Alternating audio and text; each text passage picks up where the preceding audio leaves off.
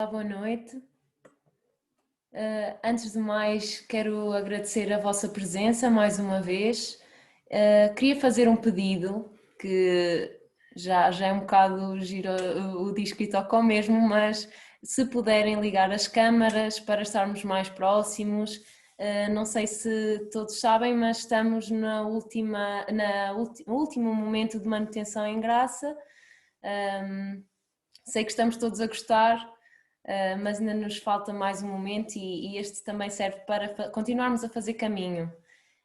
Posto isto, e como de costume, iremos começar com uma pequena oração. Por isso, coloquem-se confortáveis, coloquem-se no vosso local de oração de costume, para assim começarmos.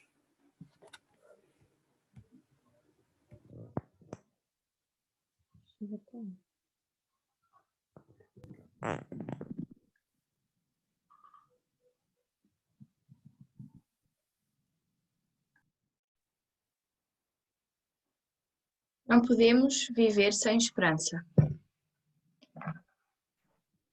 Não podemos viver sem esperança, mas esta não é uma tarefa nem evidente, nem fácil.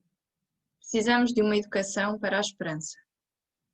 A esperança não é um lenitivo que adormece a dor, até que ganhemos a coragem para tratar a sério a vida, mas uma força que impregna já o presente e nos motiva para a transformação da história.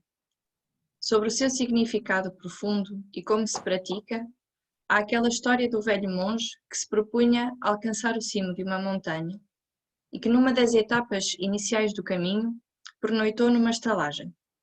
O estalajadeiro reparou na sua fragilidade e tentou dissuadi-lo, enumerando os perigos que o espreitavam.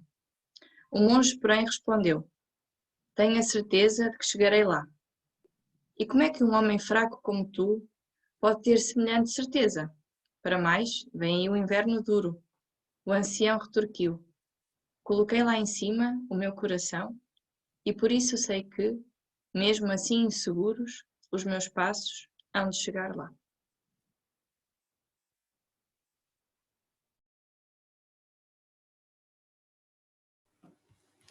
Então, vou passar agora a fazer uma pequena apresentação da nossa convidada de hoje. Espero que esteja tudo correto, mas qualquer coisa a irmã pode corrigir-me ou acrescentar. Então nós hoje temos connosco a irmã Ana Luísa Castro, e é natural de Guimarães, mais propriamente da freguesia de São Paio, se não me engano. Sei que do que eu fui procurar, que estudou Medicina na Faculdade de Medicina da Universidade do Porto e em 2015 concluiu também a licenciatura em Ciências Religiosas pela Universidade Católica Portuguesa de Lisboa. Em 2017 professou os votos perpétuos na Congregação Religiosa Aliança de Santa Maria, e que foi precisamente no ano do centenário das Aparições de Fátima. Para além disso, é também coordenadora do posto de socorros do Santuário de Fátima, onde um grupo de médicos associados da AMCP, que é a Associação dos Médicos Católicos Portugueses, presta serviços de voluntariado. Antes de passar a palavra aqui à irmã, queria só recordar que no final poderão fazer questões, tanto aqui no chat, para quem não se sentir tão à vontade, pode-me enviar, a mim ou a qualquer um dos outros daqui do núcleo, e estarmos atentos também no Facebook, também poderão deixar perguntas à irmã nos comentários. Então passava aqui a palavra à irmã e queria agradecer a sua presença e disponibilidade para estar aqui connosco, e pronto, acho que podemos começar, estamos aqui dispostos a ouvir. Bom, muito boa noite. Conseguem-me ouvir bem? Sim? Boa. Antes de mais, queria agradecer muito o convite, é com muita alegria que estou aqui convosco. De facto, esta pandemia não me permite encontrar-nos presencialmente, mas estes meios digitais permitem que nos encontremos pelo menos assim, o que é ótimo. E se calhar se fosse presencialmente, às vezes algumas pessoas nem teriam a possibilidade de estar, por isso há sempre vantagens e desvantagens em tudo, não é? Então é com mesmo muita alegria que estou aqui hoje para falar um bocadinho convosco. E o tema que eu preparei tem por título, como se calhar já sabem, não é? Entre a Terra, o Céu e a Eternidade sob a luz de Fátima. Este título porque o Padre Aurélio, quando falou comigo, convidou-me para vos falar de um tema um bocadinho desafiante, que tem a ver com uma coisa que são chamados os novíssimos do homem, ou em grego os eskata, que é uma palavra bíblica que diz respeito às coisas últimas, ou seja, céu, inferno, purgatório, estas coisas assim que falar disto é bastante desafiante. Então eu escolhi assim um título que parece um bocadinho um eufemismo, mas não é, depois vocês vão ver, para começar aqui este tema. Ou seja, vamos falar da morte, do juízo, purgatório, inferno e paraíso, sobretudo o céu, o inferno e o purgatório. E vocês devem estar a dizer, ai meu Deus, que tema! Mas vão ver que tem aqui muito interesse para nós hoje, claro, e é muito importante falarmos também disto, portanto, vamos a isso. Estão preparados? Sim? Boa. Muito bem. Então, sabem que no Credo, que sabemos que resume o essencial da nossa fé, há lá um artigo, que é o 12º, que diz: creio na vida eterna. E aí estão incluídos todos estes eskata, como nos explica lá o catecismo. Eskata, então, diz respeito a estas coisas últimas. Olhem, quanto tempo é que eu tenho mesmo? Sim. Depois vocês dizem-me, não é? Se tiverem sempre okay. Cerca de 45 minutos. Ok, tá bom. Mas certo. Enquanto o Padre Braulio deixa estender. Tá bem. Então, como eu dizia, este é um tema delicado. Primeiro porque é algo que nunca chegaremos a compreender totalmente, senão quando lá chegarmos. E nunca nenhum de nós, pelo menos eu não é? Nunca ainda passamos por lá, para o depois da morte, e portanto nunca chegaremos a compreender totalmente. E isto torna este tema, desde logo, muito, muito desafiante. E também porque ao longo dos séculos, a forma como foram apresentados estes eskata e estas coisas últimas, os tais novíssimos, suscitou as mais diversas interpretações, figurações, a imaginação, o exagero e tantas outras coisas, que às vezes cria assim uma imagem muito fixa destas coisas e depois é difícil olharmos para elas com naturalidade.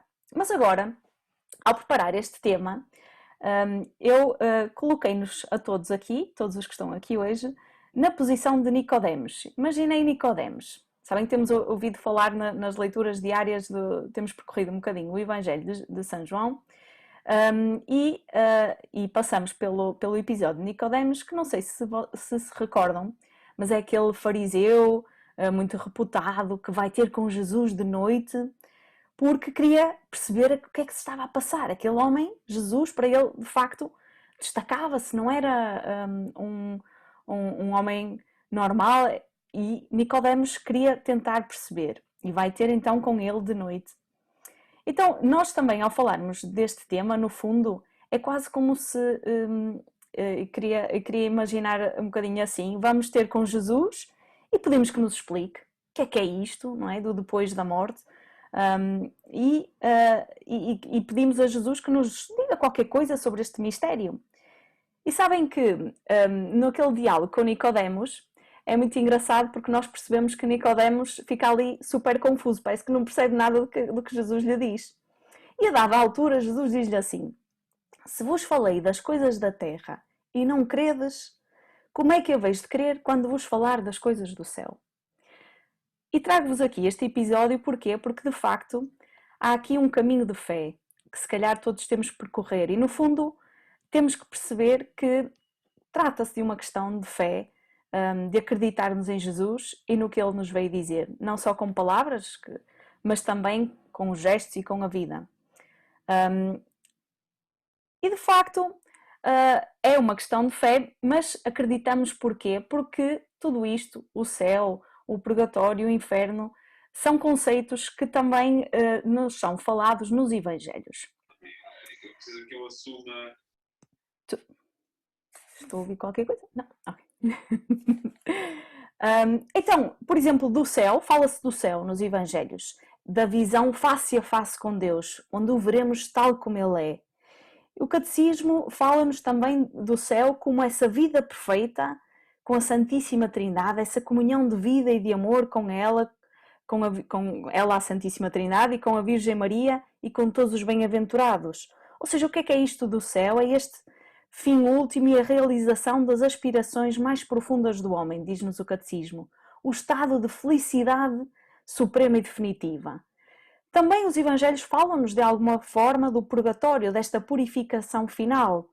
Um estado, e reparem que não estou a dizer lugar, estou a dizer estado, muitas vezes figurado como este fogo purificador, reservado para aqueles que depois da morte ainda assim precisam de uma purificação para serem santos. Por exemplo, a crença no purgatório é o que justifica que rezemos pelos que já morreram. E a Sagrada Escritura dá a entender que existe o purgatório quando fala de que há coisas que são perdoadas aqui, há outras que são perdoadas no outro mundo, e já no Antigo Testamento também já se rezava pelos mortos. Do inferno também se fala nos Evangelhos. Jesus fala da Gehenna, ou do fogo que não se apaga, ou do fogo eterno, como destino dos que praticam a iniquidade ou o mal, os que se afastam de Deus. O Catecismo diz que a principal pena do inferno consiste na separação eterna de Deus, o único para o qual o homem pode ter a vida e a felicidade, para a qual foi criado e a que aspira. Mas também diz o Catecismo que Deus não predestina ninguém ao inferno, não é? Para ter semelhante destino é preciso ter uma aversão voluntária a Deus, que é o pecado mortal, e persistir nela até ao fim. Então, só assim percorri um bocadinho o que é que o Catecismo diz sobre cada uma destas três coisas. Inferno, purgatório, céu. E daqui a importância, então, da conversão nesta vida. No fundo, este Zéskata é um apelo forte à responsabilidade sobre a nossa vida. Então, tendo feito esta breve introdução, que se calhar vocês todos já sabiam todos, um bocadinho. Se não, também podem ir ler o Yucat ou o Catecismo, se quiserem aprofundar, eu só fiz um breve resumé. Então, tendo feito esta introdução, deixem-me falar disto, agora, destas três coisas, transportando-vos para Fátima. Pode ser? Para aqueles anos durante e depois das aparições. Naquela altura, falava-se muito do céu, do inferno, do purgatório. Muitas vezes a piedade misturava amor e desejo de céu com medo do inferno. E talvez muitos dos exercícios de piedade que se faziam ou que se ensinavam acabavam por ser mais por medo do inferno.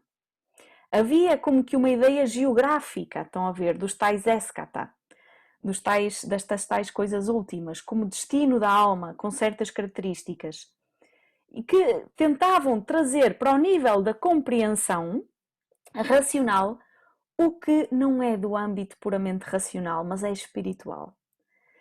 Então, a vantagem, qual é que era a vantagem disto? A vantagem é que ao dar uma imagem, ao possibilitar a mente de lá chegar, tornava mais acessível este conhecimento e tornava mais fácil esta adesão afetiva a esse conhecimento.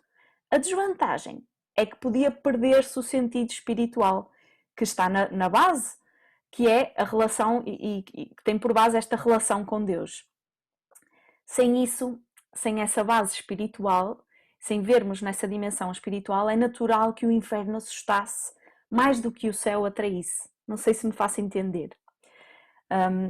Mas vejam como acontece num dos interrogatórios feitos à jovem Lúcia, já um ano depois das aparições.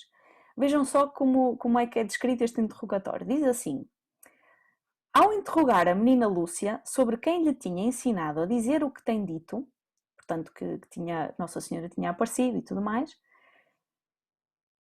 responde que foi aquela senhora que viu na cova da Iria. Ao dizer-lhe que vai para o inferno quem diz mentiras que causam tanto prejuízo como que causa o que ela diz, responde que se quem diz mentiras vai para o inferno, ela que não vai para o inferno por causa disso, porque não diz mentiras, mas só diz o que viu e o que a senhora lhe disse. E que se o povo vem é porque quer, que ainda não chamou ninguém. Mas estão a ver, era assim que ameaçavam a Lúcia. Diziam-lhe, olha que quem conta mentiras vai para o inferno. E o que estás a dizer é mentira, Nossa Senhora não apareceu. E a Lúcia dizia, então se quem conta mentiras vai para o inferno eu não vou, porque eu estou a dizer a verdade. Mas era assim que ameaçavam, vais para o inferno. Estão a ver o medo aqui do inferno muito presente. Ou ainda, quando já depois das aparições, a Jacinta e a Lúcia faziam, como a Lúcia chama, a sua meditação sobre o inferno, conversavam assim entre elas, vejam bem. Dizia a Jacinta, aquela senhora disse também que iam muitas almas para o inferno. E o que é o inferno? E a Lúcia, coitadinha, dizia-lhe, é uma cova de bichos e uma fogueira muito grande. E a Lúcia explica, assim me explicava a minha mãe. E vai para lá quem faz pecados e não se confessa e fica lá sempre a arder. E a Jacinta, e nunca mais de lá sai? Não, diz a Lúcia. E depois de muitos, muitos anos? Não, o inferno nunca acaba. E o céu também não. Quem vai para o céu nunca mais de lá sai. E quem vai para o inferno também não. Não vês que são eternos, que nunca acabam? Aqui está a meditação delas sobre o céu e o inferno. Estão a ver? Esta seria a conferência que a Lúcia faria se fosse ela hoje aqui a falar, não é? E continua a Lúcia, fizemos então pela primeira vez a meditação do inferno e da eternidade. O que mais impressionou a Jacinta foi a eternidade. Mesmo brincando, de vez em quando perguntava, mas olha, então depois de muitos, muitos anos, o inferno ainda não acaba? E outras vezes, e aquela gente que lá está a arder não morre e não se faz em cinza? E se a gente rezar muito por os pecadores, Nosso Senhor livra-os de lá? E com os sacrifícios também? Coitadinhos, havemos de rezar e fazer muitos sacrifícios por ele. Isto para dizer que tinham muito esta ideia muito geográfica e descritiva do inferno, e isto tinha muito impacto, mas mais pela via do medo, estão a ver? Talvez por isso, por esta forma de viver e de ver este Zescata que existia naquela altura, que era típico também daquela altura, nós agora tínhamos caído num outro extremo, que é nem falamos do assunto, não é? Ou temos dificuldade em acreditar, ou por não compreendermos, ou por acharmos demasiado ultrapassado, ou por termos dificuldade em conjugar a imagem de um Deus misericordioso e bom com a crença no inferno, por exemplo. Então vamos ver o que é que Fátima nos pode dizer acerca destes mistérios. E veremos, sobretudo, como é que os pastorinhos compreenderam e viveram inseridos nestes mistérios. Então, o meu primeiro ponto, para tentar aprofundar isto e tentar ir de encontro às nossas mentes, e pelo menos a minha também é um bocadinho assim, tendencialmente mais racionais, então vou partir de algumas evidências. A primeira evidência é que todos vamos morrer. Estamos todos a caminho. Não sabiam essa, pronto. É verdade, vamos todos morrer. Essa é a primeira evidência, não é? Se nascemos, vamos também morrer. Ninguém fica cá para semente, como alguém diz. Outra evidência é que o ser humano tem esta capacidade incrível de acreditar, de esperar e de amar. E de adorar um Deus. Isto nós vemos, o ser humano é capaz disto, é capaz de acreditar em Deus, é capaz de ter esperança, é capaz de amar.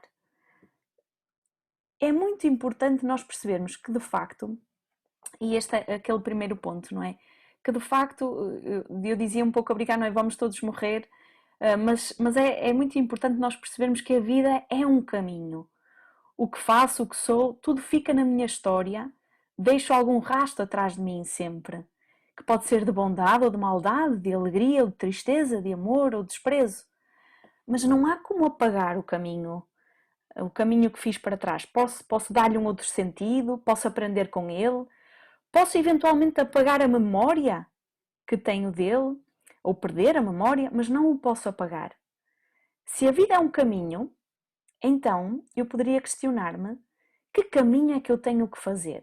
Se a vida é um caminho, que caminho é que eu tenho que fazer? E por isso Jesus diz: eu sou o caminho. Ele é o caminho. E portanto, eu tenho um caminho também, tenho uma origem, tenho uma meta. E aqui há um autor que fala muito de duas figuras, que é Abraão e Ulisses. E ambos estão a caminho. Ulisses é aquele homem livre que procura Ítaca a todo custo, não é? E rejeita as tentações, não se prende a nada pelo caminho e faz um caminho de retorno à casa que conhece. Mas no fundo Ulisses quer voltar para si mesmo, voltar a si mesmo, ao seu eu, enquanto Abraão vai em direção a uma meta que é desconhecida, ele não sabe qual é que é essa terra prometida, mas vai guiado pela vontade de Deus. Com a mesma liberdade, reparem que Abraão vai com a mesma força como Ulisses que conhece a casa, que quer voltar à sua casa. Abraão vai com a mesma liberdade, com liberdade também, como se conhecesse o sítio para onde vai, como se conhecesse aquela terra. Porquê? Porque confia em Deus. E por isso vai totalmente em direção ao outro que é Deus. Esta é a diferença. A liberdade de Ulisses em Abraão é mais transformada em confiança. Abraão é o homem da confiança. E há alguém que diz que a liberdade sem confiança torna-se arrogância, puro narcisismo, enquanto que a confiança sem liberdade torna-se alienação. Ou seja, entre Ulisses e Abraão, entre liberdade e confiança, esta é a nossa viagem. Nós cristãos estamos também a caminho. E se quisermos imitar Jesus, não é? Que isso é ser outro Cristo, temos também de sair em direção ao outro que é Deus, com liberdade e com confiança. Há, portanto, um caminho a ser feito. Isso é o que eu quero dizer. Então, e qual será a meta? Já falamos um bocadinho, não é? A meta é Cristo. E então, deixem-me isto então passando para aquela tal segunda evidência de que eu falava, que nós somos capazes de fé, de esperança e de caridade. Estas são chamadas as virtudes teologais. Ou seja, nós não somos só capazes de fazer coisas instintivas, estão a ver? Essas também são importantes. Essas aprendo-as quando sou pequenino, aprendo a comer, aprendo a dormir, aprendo a fugir do perigo, certo? São coisas instintivas para sobreviver. Não somos capazes só disso, também somos capazes de pensar, certo? De raciocinar, ou pelo menos a maioria de nós. Somos capazes de sentir alegria, tristeza, e esta é chamada a vida psíquica. Isso permite-nos ir à escola, aprender coisas, inventar objetos, ter imaginação, ir até à lua. Permite-me também amar, gostar de estar com pessoas, de ser reconhecido, amado, enfim, de gerar relações. Mas nós não somos só capazes ainda disto. Somos capazes destes instintos, somos capazes desta vida psíquica, mas também somos ainda capazes de um terceiro nível, que é este, o da fé, da esperança e do amor e da adoração também. E nas aparições de Fátima, parece que tudo começou assim. Um momento em que, através das aparições do anjo, sabemos que os pastorinhos tiveram 3 aparições do anjo em 1916, o anjo veio quase como colocar os pontos nos is. Ou seja, ele veio dizer, meus amigos, isto de que vamos aqui falar está a este nível. Portanto, veio apelar não à vida instintiva deles, não à vida meramente racional ou psíquica, mas à fé, esperança e caridade. A este outro nível espiritual. Estão comigo, vocês? Sim? O anjo veio-lhes ensinar aquela oração. Meu Deus, eu creio, adoro, espero e amo-vos. E eles acompanharam o anjo nesta oração. Santíssima Trindade, ou seja, esta entrada na vida espiritual por meio da fé, da esperança e da caridade. Ora, quando nós falamos do que estamos aqui hoje a falar, céu, inferno e purgatório, estão a ver? Se calhar temos que nos colocar também aqui. Temos que nos colocar nesta lógica. Estamos todos a caminho, temos todos uma meta, todos vamos morrer e vamos nos colocar neste nível. Vamos falar a partir da nossa fé, da nossa esperança, da nossa caridade. Os pastorinhos tiveram que se situar aí, nessa dimensão. Foi como se Deus lhes dissesse, vou precisar que aqui, não ativem só o vosso instinto, então, porque se ativassem só o instinto deles fugiam, não é? Com medo. Nem só a vossa mente, mas vou precisar do vosso coração, da vossa vida espiritual ativa, da vossa fé, esperança e caridade. E dizia a irmã Lúcia, num livrinho que escreveu já quase no fim da vida, chamado Como Vejo a Mensagem, dizia ela: para mim, este apelo é como que a norma básica de toda a mensagem, que começa por introduzir-nos num plano de fé, esperança e amor. Assim começa a mensagem. Meu Deus, eu creio, adoro, espero e amo. É aqui que assenta a base fundamental de toda a nossa vida sobrenatural. Viver de fé, viver de esperança, viver de amor. E eles tiveram que fazer um crescimento a este nível. Eu gosto muito de um episódio da Jacinta que me ajuda a perceber como ela teve que crescer na fé, sobretudo, e também na esperança e na caridade. Sabem que a Lúcia costumava ir com as irmãs no dia da procissão do Corpo de Deus, quando passava o Senhor Padre, não é? Debaixo do pálio, com a custódia na mão e com a hóstia, com o Santíssimo, certo? E conhecem as procissões do Corpo de Deus, sim? Pronto. Então, nessas procissões, a Lúcia ia com as irmãs e vestiam-se de anjinhos e atiravam pétalas quando passava o Senhor Prior com o Santíssimo na mão. E a Jacinta via as primas e também queria. Então lá foi ter com a Lúcia e insistiu muito que a deixassem também ir vestida de anjinho a tirar pétalas a Nosso Senhor. Tanto insistiu que lá lhe deixaram. Então, no dia da procissão, a Lúcia foi ter com a Jacinta e disse: olha, Jacinta, tens aqui as pétalas. Quando vires Nosso Senhor, atiras as pétalas. E a Jacinta disse: sim, sim, muito bem. Então veio a procissão, estava o Senhor Prior com o Santíssimo, não é? Nas mãos, e a Lúcia do outro lado atirava as pétalas e a Jacinta não atirava as pétalas. E por mais que a Lúcia insistisse e fizesse gestos à Jacinta, Jacinta, força, ela nada, não fazia nada. No final, a Lúcia foi ter com ela e perguntou-lhe: então, Jacinta, porquê que não atiraste as pétalas a Nosso Senhor? E a Jacinta disse: tu disseste que era para atirar quando eu ouvisse. Eu não ouvi, não atirou as pétalas. Então, o que é que aconteceu? A Lúcia teve que explicar à Jacinta: olha, Jacinta, não vês que Jesus está escondido na hóstia? Daí é que vem a expressão Jesus escondido, muito típica de Fátima. Então a Lúcia explicou à Jacinta e a Jacinta ficou a perceber, não é? A gente disse: já sei, não é? Ficou a perceber que tinha que atirar pétalas quando o Senhor Prior passasse com a hóstia, porque na hóstia estava escondido Jesus. E agora, às vezes, quando eu conto este episódio, costumo perguntar assim: se no dia a seguir houvesse nova procissão e a Jacinta estivesse com as pétalas nas mãos, o que é que acham que ela faria? Atirava as pétalas, certo? Porquê? Porque racionalmente percebeu, porque a Lúcia lhe explicou que ali estava Jesus, certo? Ora, agora vejam só, esta menina que, primeiro, neste primeiro episódio, no início deste episódio, via a hóstia consagrada e não lhe dizia nada, não sabia o que era, certo? É esta mesma menina que, mesmo quando estava doente em Lisboa, passava horas a fio a fazer companhia a Jesus, que ela sabia que estava no sacrário. E eu gosto muito de pôr em paralelo estes dois factos e pensar como a Jacinta faz este percurso de fé, desde olhar para a Eucaristia, não é? E não perceber nada do que se está a passar ali, até ser a menina desta compreensão profunda, saber que Jesus estava ali escondido em cada sacrário e de querer passar horas e horas a fazer companhia a Jesus. Portanto, ela teve que fazer este crescimento na fé. Para mim é muito bonito, porque penso que todos nós somos chamados a fazer esse crescimento.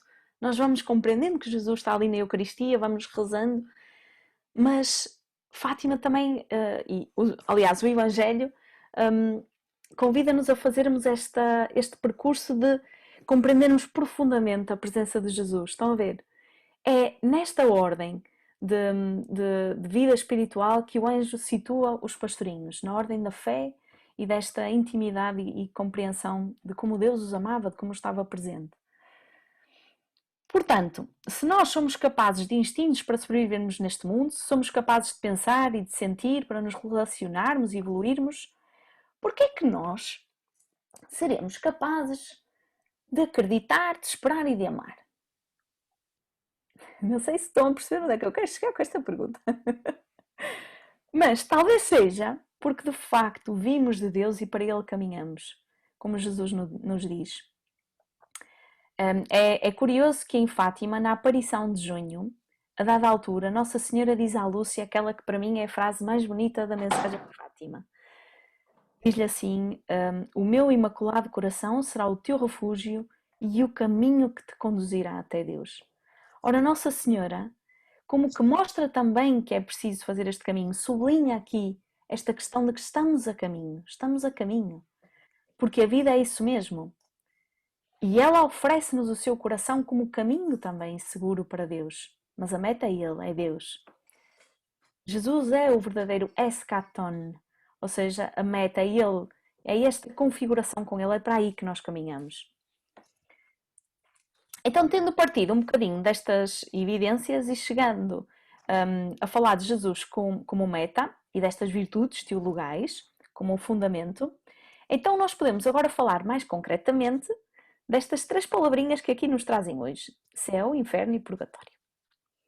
E deixem dizer que a grande questão que está na base destas 3 palavrinhas é a questão acerca do que eu espero. Se sou capaz de esperar, o que é que eu espero? E é engraçado que na oração do anjo está muito claro: creio, adoro, espero e amo-vos. Espero-vos, espero a Deus. Então, aqui surgia uma outra pergunta quando estava a preparar aqui agora este trabalho para vocês. Se eu tenho fé, se eu acredito na vida eterna, porquê é que eu não tenho a certeza de que vou encontrar Deus depois da morte? Porquê é que eu tenho esperança? Estão a ver a pergunta? De encontrar Deus. Porquê é que não tenho a certeza que vou para o céu? Porque posso não ir. Certo? Se eu tivesse a certeza absoluta que ia para o céu, que só havia céu, então era uma questão de fé só, certo? Era uma questão de fé. Mas eu espero, tenho a esperança de encontrar Deus, de o ver face a face. E sabem, às vezes as pessoas associam Fátima muito à visão do inferno, é verdade, faz parte do segredo. Eu sei que a irmã Ângela falou muito do segredo outra vez, portanto, essa parte não vou falar muito, está bem? do segredo, digo.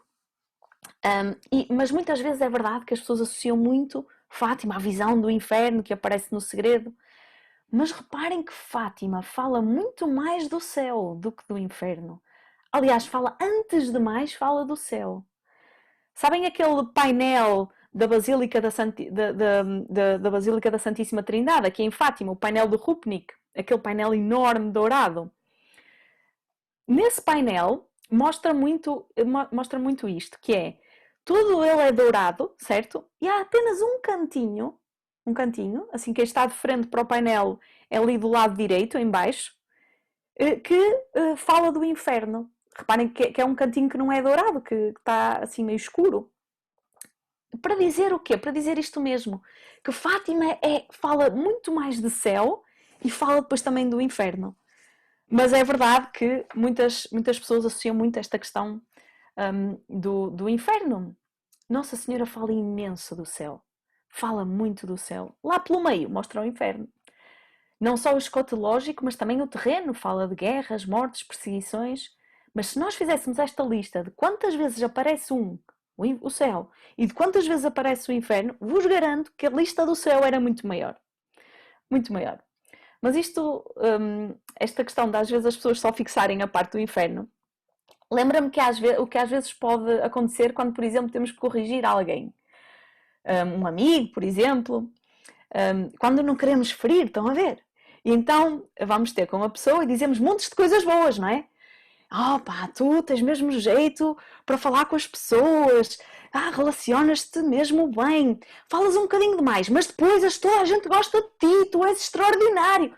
E depois, passar algum dia, a pessoa diz-nos assim, pois não é, eu falo demais, não é? Já sei, tu dizes que eu falo demais, estão a ver? E foi pronto, aquela coisinha que vocês disseram, para ajudar. Mas depois a pessoa só fixa aquilo, estão a ver? Vocês disseram que ela era extraordinária, que dizia muitas coisas boas, que toda a gente gostava. Mas não, o que fixa é o facto de falar muito. Faz-me lembrar isso, quando as pessoas dizem, Fátima é só inferno. Nossa Senhora fala imenso do céu. É céu, céu, céu. Lá um bocadinho fala do inferno também, não é? Pronto. Mas, de facto, todos nós estamos imensamente escandalizados e preocupados com uma questão, muitas vezes, que é: porquê é que existe inferno? E eu até compreendo, mas reparem, estamos a cair no mesmo das gerações passadas. Quer dizer, antes acreditava-se e fazia-se muitos exercícios de piedade e tudo mais por medo do inferno. Agora, não se acredita pela dúvida sobre o inferno. Parece que continua tudo a girar muito à volta da questão do inferno. Eu acho que a grande novidade é esta: existe céu. Essa é a grande novidade. Agora, se o céu, como dissemos, é o encontro e a configuração plena com Cristo, se esta vida é caminho para isso, faz sentido que eu não participe disso enquanto não for como Ele, enquanto não estiver totalmente configurada com Ele, porque eu quero ser como Ele. Então, talvez o inferno, talvez possamos dizer que o inferno venha de uma perda completa de esperança de ser como Jesus. Talvez possa ser isto, um chegar ao fim da vida de tal forma identificada com o que decididamente em mim não é dele, não é ele, que eu não consiga abdicar disso, estão a ver? Porque já faz parte de quem eu sou. Talvez possa ser um pouco isto. O inferno é mesmo a ausência de esperança, porque no purgatório há esperança. Eu sei que vou para o céu. Mas o inferno é a ausência de esperança. E por conseguinte, talvez possamos dizer também vice-versa, que a ausência de esperança é já o inferno também. Já o purgatório seria algo mais como lugar de esperança, onde a visão já é clara e onde por isso dói mais a realidade da distância. Talvez aqui na Terra vivamos ainda muito na ignorância, não é? Como não sabemos bem o que é o céu, talvez não nos doa tanto ainda não estarmos lá. Não nos dói tanto o mal, o sofrimento, a incompletude da nossa configuração e união com Deus. No purgatório já tem esta visão, então talvez doa mais esta distância. Há um autor que diz que a esperança é uma vivência, um consentir abrir-se a um sentido não imediatamente perceptível, mas que nos habita e nos envolve. Estamos habitados por um sentido que é Cristo, sentido unificante de toda a nossa vida e de toda a história do mundo. Não se trata de um mero ato da inteligência humana, de uma racionalidade fundada nas nossas capacidades. Trata-se, sim, de inteligir com o coração, à luz da palavra de Deus, o sentido das coisas. Ou seja, trocando isto por miúdos, não é? A esperança, ao dar sentido ao caminho, ao que faço, ao que sou, porque espero, sou isto porque espero esta união com Deus, esta esperança torna-me habitada por esse sentido, que é Cristo. Então eu vivo a tentar ler a vida com o coração a partir de Deus. Isso faz com que a minha vida esteja habitada, esta esperança. Então nas aparições, daqui de Nossa Senhora, do anjo e de Nossa Senhora, acontece precisamente isto. Tudo começa com a certeza de todas as certezas, com a confirmação da maior das esperanças. O que é que eu quero dizer com isto? Na primeira aparição de Nossa Senhora, começa o diálogo. A Lúcia pergunta de onde é vosso Messê? E Nossa Senhora diz, sou do céu. E depois vem a pergunta mais inteligente. Reparem, o que é que nós estamos aqui a dizer? Nós estamos aqui a dizer que a nossa vida é um caminho, certo? E que fomos feitos para a eternidade, certo? E que o céu é felicidade. Então o que é que nós mais queremos? Queremos ir para o céu, certo? Até aqui estão comigo, certo? Boa. Então reparem, o que é que a Lúcia pergunta à Nossa Senhora? Eu vou para o céu? Eu hoje também perguntaria isso, não é? Pronto. Então, e Nossa Senhora diz-lhe sim. Diz-lhe sim. Estão a ver? Isto é incrível. Nossa Senhora diz-lhe sim, vais para o céu. Pronto, está tudo resolvido para a Lúcia, certo? Já não precisa de saber mais nada. Mas ela ainda diz, não é? E a Jacinta? Também vai para o céu, incrível. E o Francisco? Também, mas tem de rezar muitos terços. Reparem, isto é incrível. Se o que está aqui em causa, naquilo que estamos a falar, na nossa vida toda, é a nossa eternidade, se estamos aqui a dizer que à luz de Cristo e da ressurreição o que importa mesmo é isto, então a Lúcia, pronto, ali ganhou tudo, não é? Ali Nossa Senhora diz-lhe sim, vais para o céu. Eu estava a pensar nisto e estava a pensar que seria muito desafiante, e desafio-vos a isto, está bem? A hoje, na vossa oração, diante de Deus, fazerem esta pergunta: eu vou para o céu?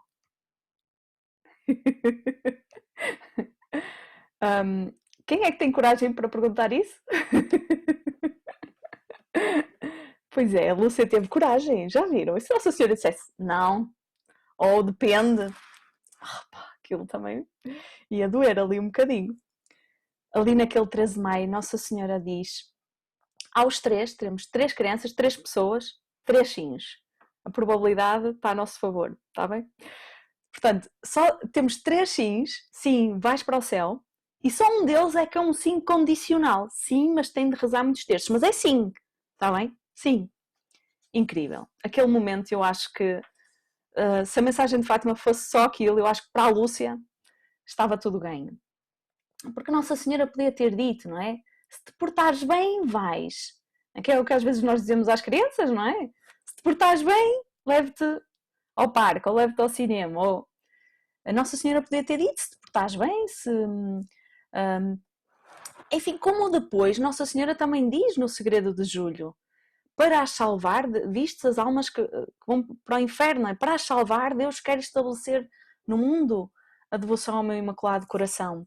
Há ali uma condicionante: se fizerem o que vos disser, terão paz, se não... mas ali com os pastorinhos, naquela aparição de maio, não. Com os pastorinhos disse-lhes que sim, que iam para o céu. Não sei quanto a vocês, mas para mim seria a maior alegria. Ir eu e ter a certeza de que eu irei para o céu, e aqueles que eu amo, que foi o que aconteceu com a Lúcia, não é? A Jacinta e o Francisco, vamos para o céu, que coisa maravilhosa. E a Jacinta percebeu muito isto, a grandeza daquele sim de Nossa Senhora. Quando pensava no inferno, quanto à Lúcia, que a dada altura dizia assim para a Lúcia: que boa é aquela senhora, já nos prometeu levar para o céu. Que incrível! E sabem, a irmã Lúcia viveu até aos 98 anos, a saber que ia para o céu. Como é que será viver assim? Essa é talvez a melhor definição de purgatório. Saber que vamos para o céu, tendo já uma visão clara das coisas, mas ainda não poder estar nessa união com Deus.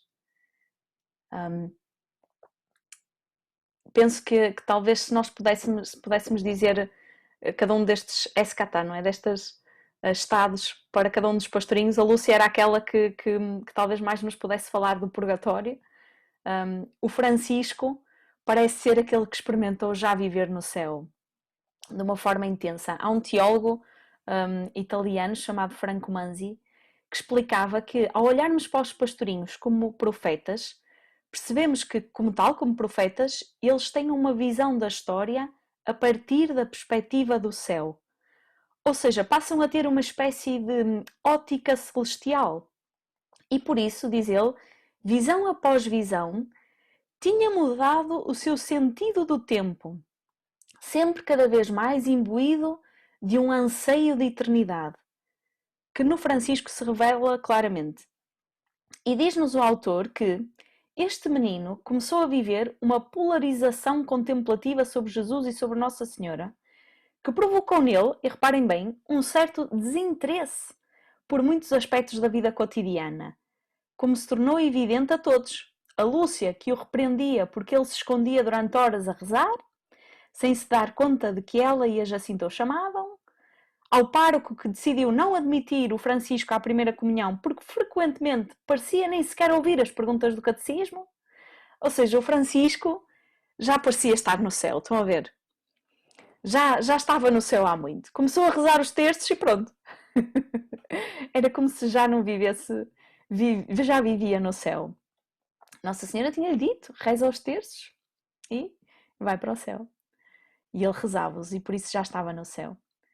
Já a Jacinta parece ter vivido intensamente este mistério do inferno e como, através da sua intensa compaixão pelos pecadores e por Jesus, o servo sofredor, que dá a vida na cruz e desce aos abismos, a visão do inferno impressionou muito a Jacinta. Ela faz muitas perguntas sobre isso, oferece-se, reza por essa intenção e sofre as torturas até do sentimento de abandono de Deus na sua morte. Sabemos isso, que ela queria comungar e o pároco, o senhor padre, que não lhe levou a comunhão porque ela parecia melhor. E então ela dizia que ia morrer e não acreditaram nela. E ela então sentiu isto, sentiu até a sede. A Jacinta identificou-se muito com este Jesus sofredor. Contava a irmã Lúcia sobre a Jacinta. Dizia a Lúcia, algumas pessoas, mesmo piedosas, não querem falar às crianças do inferno para não as assustar. Mas Deus não hesitou em mostrá-lo a 3 e uma de 6 anos apenas. E que ele sabia se havia de horrorizar a ponto de quase me atrevia a dizer, de susto, se definhar. Com frequência se sentava no chão ou em alguma pedra e pensativa começava a dizer, o inferno, que pena eu tenho das almas que vão para o inferno. E as pessoas lá vivas a arder como a lenha no fogo. E meio trêmula, ajoelhava, de mãos postas, a rezar a oração que Nossa Senhora nos tinha ensinado. Ó meu Jesus, perdoai-nos, livrai-nos do fogo do inferno, levai as alminhas todas para o céu, principalmente as que mais precisarem. E sei que isto pode parecer duro, mas de facto a Jacinta teve um pouco esta missão de se compadecer de tal modo por aqueles que têm este perigo de perderem a vida, de ficarem longe de Deus para sempre, para a eternidade, viveu de tal modo esta compaixão que passou por isto. E se calhar por isso, por esta compaixão e por esta experiência tão profunda de inferno, sacrificava-se e rezava tanto por todos. Então, isto faz-me pensar numa outra pergunta. Se o inferno não existe, como se calhar algumas pessoas poderão dizer, então de que é que nós somos salvos por Deus? Ou se o que nos salva é meramente a nossa liberdade, num qualquer tipo de escolha final por Deus, dissemos assim, ok, somos livres de ir para o inferno, mas depois da morte estamos diante de Deus, é claro que vamos escolher Deus, não é? Mas se é sempre assim, então de que é que nos salva Deus? Penso que através também da Jacinta, desta experiência que ela teve, percebemos isto, Deus salva-nos disso, salva-nos desse estado de afastamento eterno dele. E a vida é um caminho para isso, para nos aproximarmos cada vez mais de Deus. Então agora que falamos destas 3 palavrinhas, podemos olhar um pouco como é que podemos lidar com elas já aqui nesta terra. Há um poeta, Daniel Faria, que rezava assim: Pai, tenho medo de morrer depois da morte, tenho medo de morrer antes da vida. Este morrer depois da morte é talvez o inferno. Morrer depois da morte, morrer eternamente. E querer morrer antes da vida, aliás, desculpem, e morrer antes da vida é o que nos pode acontecer nesta vida. Morrermos antes da vida. Se não procurarmos a vida, que é Deus, que é Jesus. Daniel Faria parece estar em diálogo com Jesus que diz: o grão de trigo tem de morrer para dar a vida. E o poeta parece dizer a Jesus: tenho medo de não morrer a tempo de dar a vida. E tal como nos diz também Franco Manzi, nós percebemos então muito isto, que é esta visão do inferno, esta percepção destas realidades últimas, daquilo que estas crianças tiveram acesso, não parece ser, como poderíamos achar, um olhar por cima do véu deste mundo sobre as atuais torturas demoníacas sofridas pelos condenados. Ou seja, não é como se Nossa Senhora mostrasse tipo, estão a ver, fizesse uma videochamada para o inferno e víssemos mesmo o que lá está mesmo a acontecer. Não, não é isso. Diz ele, parece pelo contrário conter uma profecia semelhante aos oráculos de ameaça dos profetas da Bíblia. Ou seja, em palavras simples, diz ele, o oráculo do inferno não se realizará para quem se consagra ao Imaculado Coração Nossa Senhora, ou seja, imita o seu sim incondicional. Ele está a explicar um pouco aquela questão da terceira parte do segredo. E no fundo diz-nos isto. Porquê? Qual é a pedagogia que está aqui por trás do falar do inferno? Não é para nos mostrar o que é exatamente o inferno. Sabemos que ali é usada a linguagem da época, a imagética toda da época, mas é para falar deste oráculo que é muito bíblico, de dizer, de dizer que esta é uma possibilidade, mas pode não acontecer para mim, não é? Pode não acontecer se eu me converter, se eu me consagrar a Deus, a Nossa Senhora. Portanto, diz ele, diz este teólogo, é com este objetivo pedagógico que nas profecias de Fátima reaparece aquela argumentação condicional. Se fizerdes assim, então Deus, caso contrário. Pronto, esta condicionalidade. A pergunta que podemos fazer é, perante estes SKT, estas realidades últimas, então o que é que eu posso fazer? O que é que me sinto impelido? E reparem o que é que aconteceu aos pastorinhos. Esta promessa de céu, feita ali em maio, levou-os a uma maior conversão. É como se dissessem assim, Deus é tão bom que eu não posso ser diferente. Experimentaram o céu e sentiram-se amados, ficaram fascinados pelo céu e querem ser como Jesus, como Nossa Senhora, querem estar com eles e por isso são levados a uma via de conversão. Querem converter as suas vidas, querem fazer este caminho. Isto é o que provoca esta promessa de céu na vida deles. Já a referência ao purgatório e esta ameaça do inferno sobre tantos, sobre todas aquelas almas que ali vêm, o que é que provocou nos pastorinhos? Levou-os à intercessão, até à oferta de si, em favor dos outros. Eles sentiram o pavor, o horror do que é a ausência de Deus e a ausência de esperança. Sentiram profundo, e por isso sentiram profunda compaixão por todos os que vivem assim, que não querem que ninguém tenha de estar subjugado a isso, subjugado ao inferno. E por isso o que é que fazem? Rezam, sacrificam-se, oferecem-se. Portanto, o céu, a promessa de céu leva-os à conversão, a quererem isto para eles, é por aqui o caminho, não é? E partem como Abraão, fazem o caminho das suas vidas em direção a Deus. E a visão do inferno não os constringe, não os deixa cheios de medo, não. Ativa-os nesta intercessão pela humanidade, por todos. Então é aqui também um desafio para nós que a promessa de céu, que é feita a todos nós a partir do batismo, esta promessa de céu, de alguma maneira no nosso batismo, nós perguntamos a Deus, e eu vou para o céu? E Deus diz-nos, sim, vais. Portanto, esta promessa de céu é feita a todos, os que desejam e procuram seguir Jesus, e então que essa promessa me fascine, me alegre, me encha de luz e me estimula à conversão. Eu quero isto para mim, então o que é que a mim não é de Deus? O que é que a mim quero tirar para ser completamente isto, para ser completamente este céu?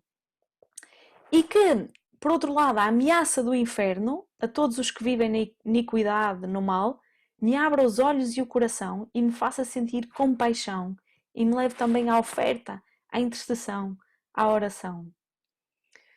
Dizia a Jacinta, dizia ela à Lúcia, porquê é que Nossa Senhora não mostra o inferno aos pecadores? Se eles o vissem, já não pecavam para não irem para lá. Há de dizer àquela senhora que mostra o inferno a toda aquela gente. Verás como se convertem. Para a Jacinta era muito fácil. Nossa Senhora mostra a toda a gente e pronto. Mostraria o céu, mostraria o inferno, como a eles. E noutra altura dizia a Lúcia que repetidamente às vezes agarrava-se a mim e dizia, eu vou para o céu, mas tu ficas cá. Se Nossa Senhora te deixar, diz a toda a gente como é o inferno, para que não façam mais pecados e não vão para lá. Outras vezes, depois de estar um pouco de tempo a pensar, dizia também: tanta gente a cair no inferno, tanta gente. E para a tranquilizar, vejam o que dizia a Lúcia: não tenhas medo, tu vais para o céu. Pois vou, dizia com paz. Mas eu queria que toda aquela gente para lá fosse também. Ou seja, aquela visão, aquela percepção, movia a Jacinta a isto, que toda a gente fosse com ela, porque o céu era muito mais bonito, porque o céu era muito maior. Então, em Fátima, esta eternidade é colocada sob os nossos olhos, estão a ver? Está debaixo do nosso nariz, não podemos fugir. Mas não é para nos assustar. Há uma psicóloga que diz que esta visão dos pastorinhos tirou os pastorinhos do egocentrismo próprio das suas idades. E é para isto mesmo que Fátima coloca diante de nós estas verdades eternas, estes eschaton também, não para nos assustar mas para isto, para nos fascinar, para nos fazer vivermos agarrados ao céu. E para também, por outro lado, vivermos com responsabilidade a nossa vida e intercedermos por todos, rezarmos por todos. De facto, não nos convém nada fugirmos da eternidade só porque não compreendemos ou porque temos medo do que possa significar, ou até porque desafia a nossa fé. Volto novamente a Daniel Faria, o poeta, que escrevia: o meu projeto de morrer é o meu ofício. Esperar é um modo de chegares, um modo de te amar dentro do tempo. Neste sentido, a morte encontra em Daniel Faria uma dimensão positiva como luz, que leva Daniel a escrever: se acender a luz, não morrerei sozinho. Então a esperança é já este viver na eternidade, o suspenso da eternidade. E começávamos hoje neste nosso encontro com uma oração do Cardeal Tolentino de Mendonça sobre a esperança. E é isto mesmo, a esperança é este viver na eternidade, suspenso da eternidade, e então é também a forma de antecipar esse amor total que se vive depois no céu, este amar dentro do tempo, não é? Ou seja, viver como no céu, já agora no tempo. Por isso, a conversão que Deus nos pede não é nada que nos limite, estão a ver? Não é nada que nos constrange na nossa liberdade, como erradamente podemos pensar, mas trata-se de mudar de rumo em direção ao amor, à melhor versão de nós, à versão que mais ama como Jesus. Por outro lado, esta possibilidade do inferno mostra-nos também como podemos fazer a diferença, isto é, ter um papel ativo na história da salvação.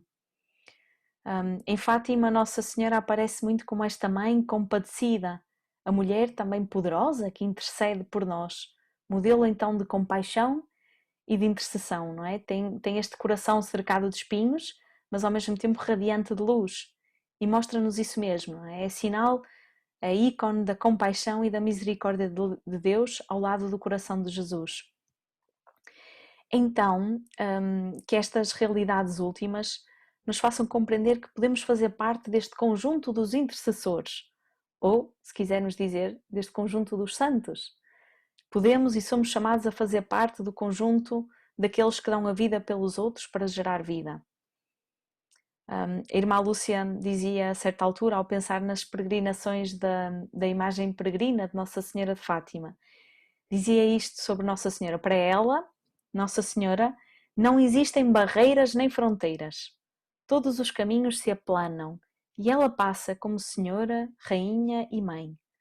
Todos a aclamam e bendizem de joelhos a seus pés, pedindo perdão, graça, força e luz, fé e amor, mesmo aqueles que não creem, não esperam, não confiam e não amam.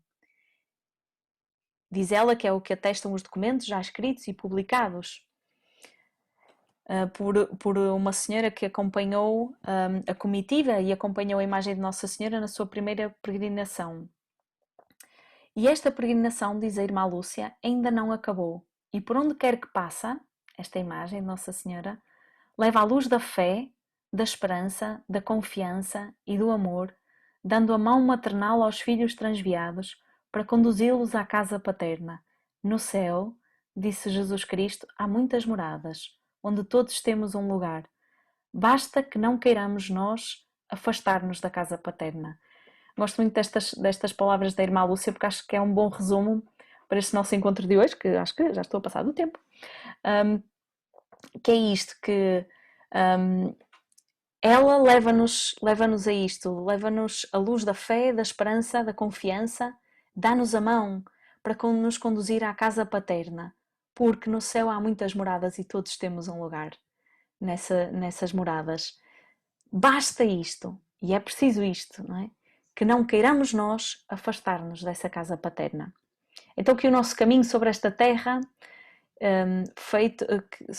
seja feito assim, entre a terra, o céu e a eternidade, e que ao longo dos vales mais tenebrosos ou das montanhas mais íngremes que possamos ter que atravessar, não percamos de vista este fascínio pelo céu e a certeza de que não caminhamos sozinhos, mas com esta multidão de irmãos que precisam de nós, precisam da nossa intercessão, como vimos, mas também de santos e anjos, entre os quais a nossa Mãe do Céu, que segue à nossa frente, como refúgio e como caminho para Ele.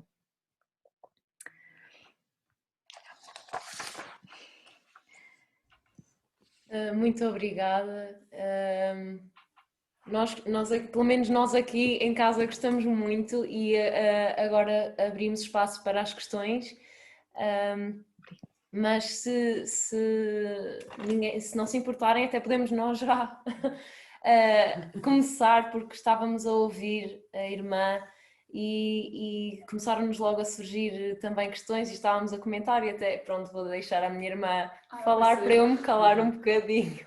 Pronto, a irmã estava a falar que Jesus de facto veio para nos salvar e nós dizemos isso muitas vezes e pelo menos eu nunca tinha refletido nessa questão tendo em conta este tema de hoje. Então a pergunta que me surgiu foi, então se Jesus nos veio salvar para que todos possamos ir para o céu, então onde é que toda a gente estava antes dele vir? É uma boa pergunta. É assim, eu acho que e isso diz-nos também, o Catecismo da Igreja Católica diz-nos um pouco isto, não é? Que Jesus resgata também aqueles que estão antes, não é? Desce aos abismos, e resgata a todos, ou seja, mas é Ele que nos salva e mesmo passar antes dele e depois dele, todos somos salvos por Ele, isso sim. Agora, lá está, e nós não podemos é cair muito às vezes nesta tendência a pensar nas coisas como, ou seja, geograficamente, certo? Como um lugar onde estavam, ou eu não sei responder a isso, não é? Onde é que estavam, mas que é Jesus que abre as portas do céu, não é? E que mesmo resgata os que estão antes e os que estão depois. No fundo, agora o sítio onde estavam, exatamente, e mesmo não falando em sítios, mas é no céu não, porque é Jesus que leva de facto para o céu. Jesus é que nós ganhamos o céu. Só com Ele é que ganhamos o céu.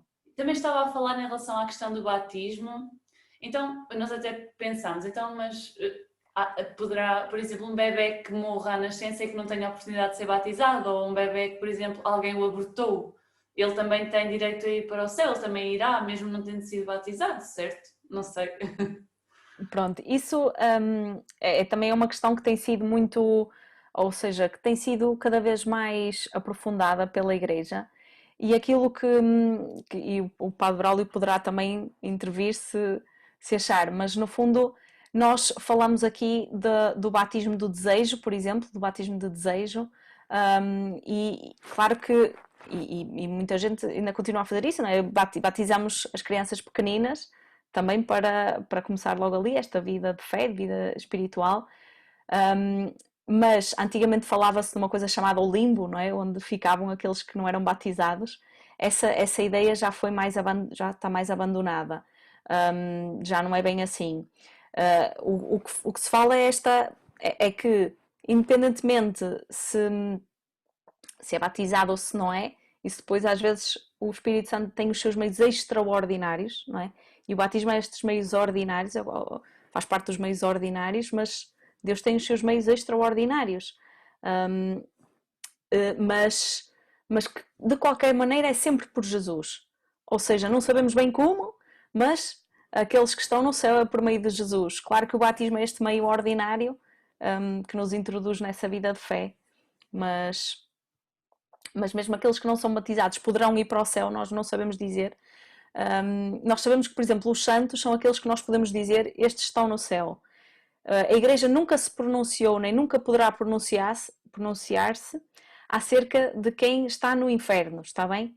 Podemos dizer quem sabemos que está no céu, que são estes santos, também por todo o processo de reconhecimento das suas virtudes, depois dos milagres e tudo mais, percebemos que há sinais de Deus que nos mostram que estão no céu, que estão nessa realidade já dos ressuscitados, mas nós não sabemos dizer quem está no inferno ou no purgatório. Isso nós não podemos dizer, só Deus é que sabe, porque existem estes tais meios extraordinários que aí já entra no âmbito do mistério e que não sabemos. Não sei se o Padre Braulio quer acrescentar alguma coisa.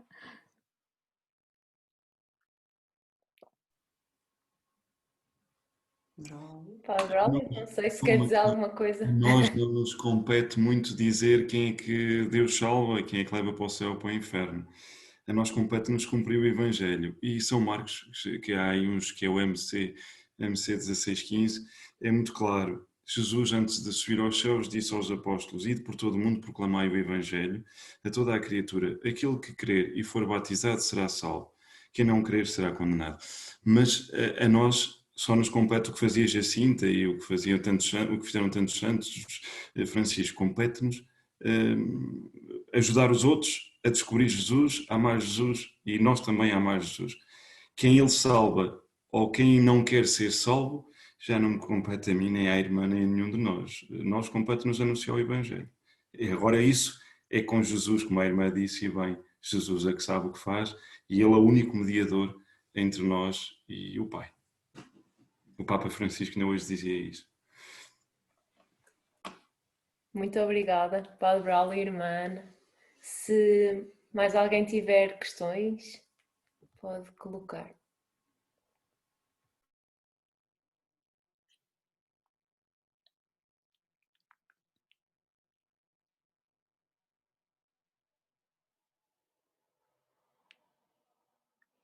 Está tudo tímido. Mas explicou tão bem que nem há questões, está tudo esclarecido. Ou são tantas que...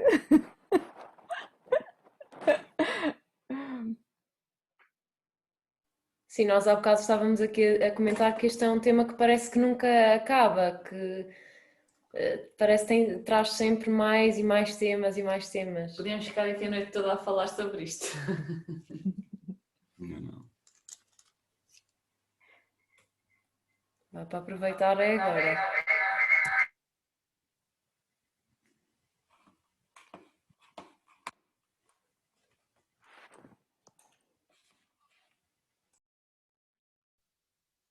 Olá, irmã.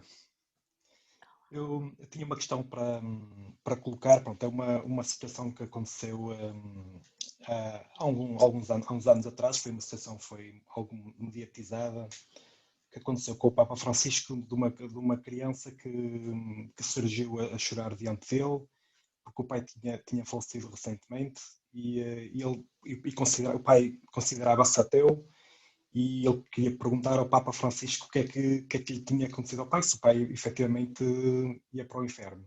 Pronto, e o Papa Francisco disse não, pronto, quero lhe perguntar que não é suposto uma pessoa, um ateu, não é, que nega objetivamente Deus, não é suposto, não sei, me parece muito óbvio entrar no céu, é como respondeu o Papa Francisco. O que é que és?